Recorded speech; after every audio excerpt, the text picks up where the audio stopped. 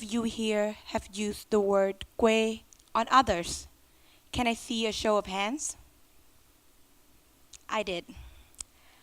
And then now, how many of you here actually stop and then ask yourself, what does that phrase even mean? I guess the number is now way less. When I was 2, a relative came to visit my birthday. And a young Diệu was found goofing around in a pile of toy. I still do now.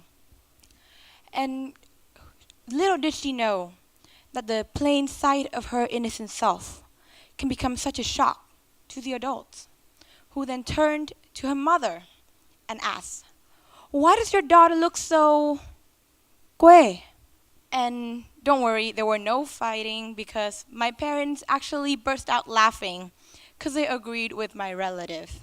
Witnessing such cheerful sight, my innocent self walked toward my mom and asked her, "Mom, does quê means beautiful?"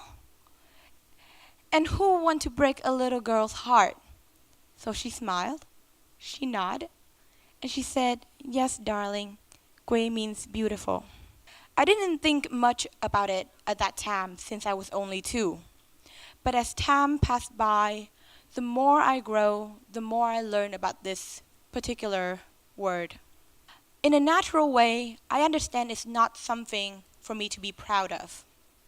So I twist, I turned, and I completely deformed myself into anything but quê. The definition of the word itself, quê means hometown or root or the countryside. But the idea of it is a little bit different. It generally means people from rural area. It was first created when urbanization started in Vietnam. And now suddenly people need a word to separate the two groups, one from the city and one from the countryside. They say that there's no specific time when the word actually started to carry a negative meaning.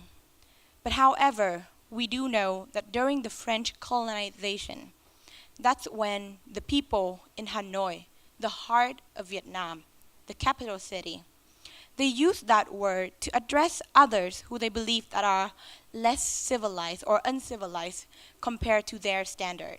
And the word quê now means to be quê, means to be ugly, shameful, or lame. Speak in a more academic way. The society built an image of quê as someone who are low educated, who don't have social and cultural awareness.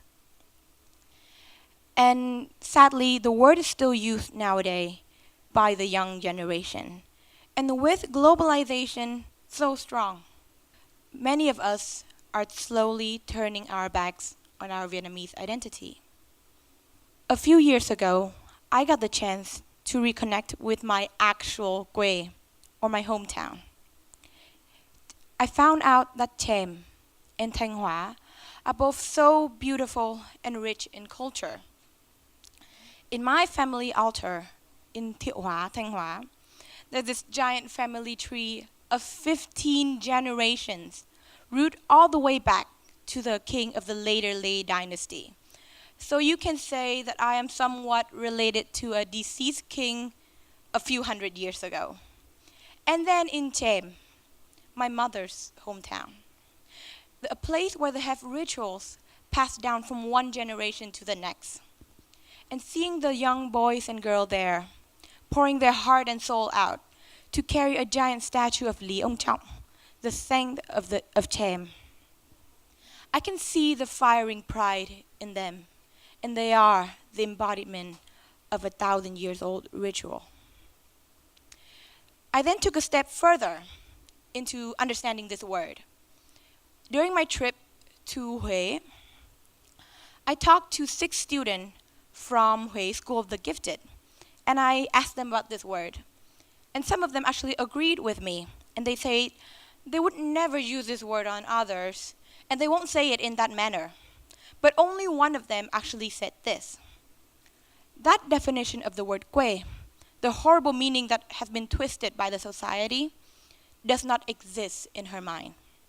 And so it makes me realize something about myself. It is not how you said it or who you said that word to. The most important thing is how you think when you hear the word quê, your own concept of quê.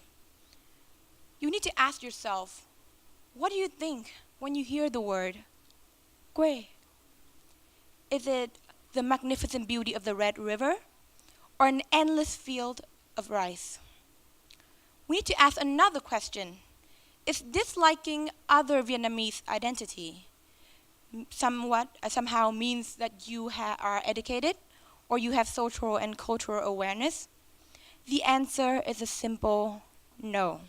Before making any changes to the world, we need to embrace our Vietnamese identity first. The most important thing about myself is that there's only one unchangeable thing, which is I am a Vietnamese and I'm proud of it. Even though I'm standing here giving you a speech in English, already showed the influence of other culture in me, I can still remember one thing that I'm proud the most, that I am a Vietnamese. I want you all here to hold and to treasure the idea of quê as my 2-year-old self. Quê means beautiful. Even though I lost it for a while, but I found my way back to my quê. And so, I want you all, today, when you walk out of the door, please share to others and proudly say that I am quê. Thank you very much.